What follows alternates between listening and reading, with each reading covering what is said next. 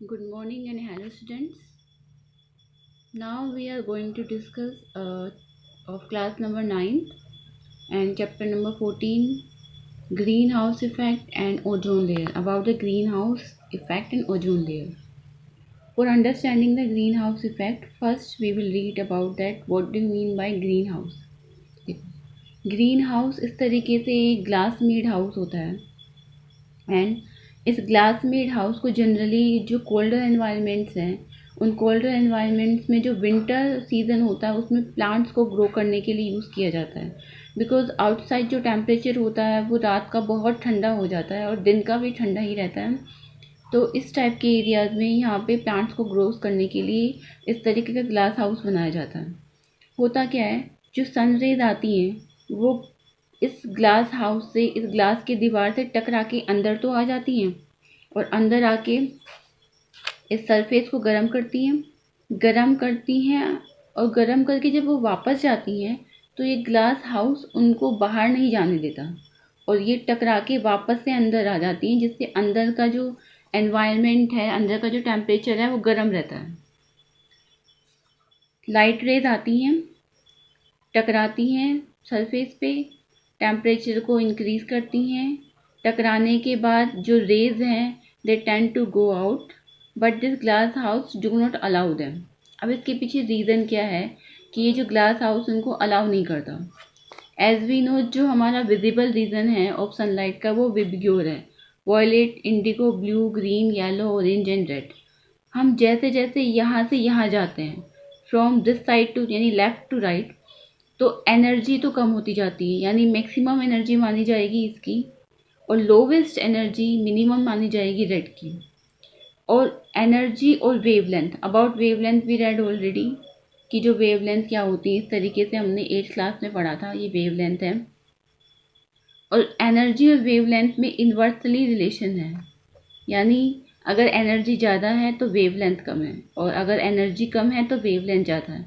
तो इसका मतलब हमें ये समझ में आ रहा है कि जो वॉयलेट लाइट है उसमें एनर्जी मैक्सिमम है लेकिन उसकी वेवलेंथ सबसे मिनिमम है, एंड जो रेड लाइट है उसकी एनर्जी मिनिमम है but the wavelength is maximum. Clear?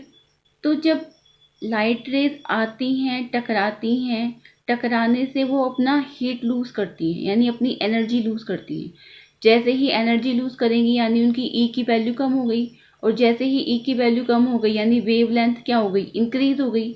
और ये जो ग्लास हाउस है ये इस टाइप से बनाया जाता है कि ये जो लॉन्गर वेवलेंथ है इनको बाहर जाना अलाउ नहीं करता है। क्लियर? आ रही थी तो सब टाइप्स की आ रही थी, तो शॉर्टर वेवलेंथ जो थी वो अंदर तक आ गई हैं। जो शॉर्टर वेवलेंथ इसको टेम्परेचर को बढ़ा देती हैं, अपनी हीट को लूज़ करती हैं। जैसे ही वो हीट लूज़ करती हैं उनकी वेवलेंथ इंक्रीज हो जाती है, बट ये ग्लास हाउस लॉन्गर वेवलेंथ को बाहर जाना अलाउ नहीं करता है। तो ओवरऑल इस अंदर का टेम्परेचर, ग्लास हाउस का टेम्परेचर इंक्रीज रहता है, जिस वजह से और जो टेम्परेचर है वो प्लांट की ग्रोथ के लिए ज़रूरी है। So same I have written here, ये जो टेम्परेचर है ये ज़रूरी है to grow plant in colder environment.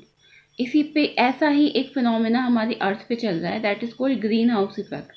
ये हमारी अर्थ है, सनरेज हैं, ये चारों तरफ जो हमारा एटमोसफियर है उसमें डिफरेंट टाइप्स ऑफ गैसेज हैं, जैसे CO2 है, कार्बन डाइऑक्साइड है। कार्बन डाइऑक्साइड तो पहले भी थी, आज भी है, but the difference is that कि because of industrialisation and other human activities जो CO2 की कंसनट्रेशन है एटमोसफियर में ये कॉन्टीन्यूसली इंक्रीज होती है। इसके अलावा many of the chemicals, human made chemical like chlorofluorocarbon और काफ़ी सारी गैसेज हैं जो ह्यूमन ने अपने यूज़ के लिए बनाई हैं, अपने बेनिफिट्स के लिए बनाई हैं। तो इन गैसेज का एक नेचर है। CO2 तो पहले भी थी, बट डिफरेंस जैसे मैंने बताया कि अब एक ही डिफरेंस है कि इसकी अमाउंट बढ़ गई है। लेकिन सम ऑफ द अदर केमिकल, जैसे एक केमिकल है क्लोरोफ्लोरोकार्बन। ये क्लोरोफ्लोरोकार्बन क्या है, एक ऐसा केमिकल है जो डिग्रेड नहीं होता है, मतलब ये ऐसा केमिकल है जो इजीली डिग्रेड नहीं होता है। क्लियर? अब अगर ये डिग्रेड नहीं होगा, मतलब ये किसी भी बायोलॉजिकल प्रोसेस से डिग्रेड नहीं होता और बहुत स्टेबल है, तो ये एनवायरनमेंट में जाके स्टेबल रहता है। और इसका काम क्या है कि ये ना जो हमारी ओजोन लेयर है, ओजोन लेयर स्ट्रेटोस्फेयर में मिलती है, उसको ब्रेक डाउन करता है। करेक्ट? तो और इसके अलावा ये जो CO2 है, इसका भी काम क्या है, ये लाइट रेज आएंगी, टकराएंगी, टेम्परेचर को बढ़ाएंगी, मतलब कंट्रोल करेंगी, देन अगेन गो बैक। लेकिन यहाँ पे जो CO2 की कॉन्सेंट्रेशन है, ये इसको वापस से स्पेस में नहीं जाने दे रही है, और स्पेस में ना जाकर वो वापस से इन गैस के मॉलिक्यूल से टकरा के अर्थ पर आ रही हैं और अर्थ का टेम्परेचर ज़्यादा इंक्रीज कर रही है। सेम प्रोसेस जो हमने यहाँ पढ़ा वहाँ पर भी यही है, पर यहाँ पे ये वाला काम कौन कर रहा है, CO2 का, जो वहाँ पे ग्लास हाउस कर रहा था। जो CO2 गैस के मॉलिक्यूल हैं, ये लॉन्गर वेवलेंथ को बाहर स्पेस में नहीं जाने दे रहे हैं, उसको ट्रैप करके वापस से अर्थ पर भेज रहे हैं, जिससे ओवरऑल टेम्परेचर अर्थ का इंक्रीज हो रहा है। So this process is called green house effect. Clear? अब सम ऑफ द गैसेज हैं जो कि ग्रीन हाउस गैसेज की तरह काम करती हैं, जैसे mainly I have told you CO2 है, methane, chlorofluorocarbon and oxides of nitrogen. Oxides of nitrogen जैसे कि नाइट्रोजन डाइऑक्साइड हो गया, नाइट्रोजन ट्राइऑक्साइड हो गया। तो these gases together known as a greenhouse gases which are mainly responsible for greenhouse effect. The next topic is ozone layer.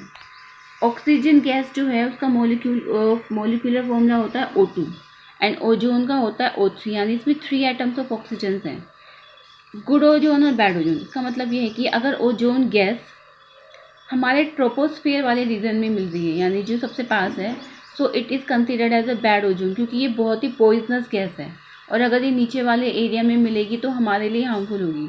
But if the same gas is found in the stratosphere it is considered as a good ozone, क्योंकि यहाँ पे इसका काम क्या होगा, it will trap the harmful ultraviolet radiation coming from the sun. जो sun से ultra violet radiation आती हैं उनको ट्रैप करने का काम ये ओजोन लेयर करती है। But same again because of human activities ये जो ओजोन लेयर है ये थिनिंग, मतलब जगह जगह से ये पतली हो गई है। ओजोन लेयर को जो इसकी थिकनेस है वो 285 डॉप्सन मानी जाती है, डॉप्सन यूनिट, 285 डॉप्सन यूनिट। लेकिन अब धीरे धीरे कई जगह पे पतली हो रही है, तो इसी प्रोसेस को ओजोन होल कहते हैं। देखो, होल का मतलब छेद करना होता है, लेकिन ओजोन होल अगर आए तो उसका मतलब होता है ओजोन लेयर कहीं बहुत सारी जगहों से थिनिंग यानी पतली हो रही है। और मेनली ये कहाँ मिला है, अंटार्कटिका में मिला है। ये जो ओजोन होल मिला है वो अंटार्कटिका में मिला है। Some of the chemicals which are helpful to depleting the ozone layer are considered as a ozone depleting chemical, ODCS, ozone depleting chemical. Like chlorofluorocarbon, same as I have told you कि ये बहुत stable है और जल्द किसी भी biological process से degrade नहीं होता है, और ये बहुत सारे ओजोन मॉलिक्यूल्स को ऊपर तोड़ता रहता है in the layer of stratosphere. और ये जनरली जब ये टूटेगी तो उससे क्या होगा, सिंपल सी बात है, अगर ओजोन लेयर टूटेगी तो हार्मफुल अल्ट्रावायलेट रेडिएशन आएंगी। अब ओजोन लेयर बनती कैसे, जैसे ये ऑक्सीजन गैस का मॉलिक्यूल है, in the presence of UV light it will dissociate into oxygen atom. ये oxygen atom again in the presence of oxygen gas react and produce ozone molecule. तो actually ये reversible reaction होती हैं। UV light के presence में ozone का formation और ozone का डिप्लेशन कंटिन्यूसली चलता रहता है, पहले भी चलता था और आज भी चल रहा है। But the difference is that कि अब जो डिप्लेशन का प्रोसेस है it is much more faster than the forming process. Means ozone layer का बनना और बिगड़ना पहले भी चलता था और आज भी चल रहा है, लेकिन बिकॉज ऑफ ह्यूमन एक्टिविटीज़ जो काफ़ी सारे केमिकल्स ह्यूमन यूज़ कर रहा है जो नॉन बायोडिग्रेडेबल हैं, जल्दी से डिग्रेड नहीं होते हैं, उन केमिकल्स ने इसका डिप्लीशन प्रोसेस को मतलब 100 ऑफ टाइम्स इंक्रीज कर दिया है। जितना बन रही है उससे ज़्यादा वो टूट रही है। क्लियर? तो इसी को हम कहते हैं ozone layer depletion. I hope you have understood this video. Thank you.